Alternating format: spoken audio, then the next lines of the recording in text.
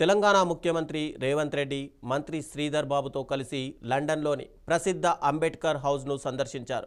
1921 నుంచి 1922 కాలంలో బాబాసాహెబ్ అంబేద్కర్, బిఆర్ అంబేద్కర్ నివసించిన ప్రిమ్ రోజ్ ప్రాంతంలోని నివాసాన్ని సీఎం పరిశీలించారు. ఇక అంబేద్కర్ హౌస్ను సందర్శించడం ఒక ఆధ్యాత్మిక క్షేత్రాన్ని దర్శించినట్టు ఉందన్నారు సీఎం రేవంత్ రెడ్డి. ఇక సామాజిక న్యాయం కోసం పనిచేయాలన్న ఆకాంక్ష మరింత పెరిగిందని సందర్శకుల డైరీలో రాశారు. ప్రస్తుతం ఈ ఇల్లు అంబేద్కర్ సిద్ధాంతాలను ప్రతిబింబించే మ్యూజియంగా మారింది. ఇక అంబేద్కర్ జీవితానికి సంబంధించిన పలు విషయాలను సీఎంకు నిర్వాహకులు వివరించారు. మహనీయుడు అంబేద్కర్ వాడిన వస్తువులను తాకడం తన జీవితంలో మర్చిపోలేని గొప్ప అనుభూతి అని రేవంత్ రెడ్డి సంతోషం వ్యక్తం చేశారు.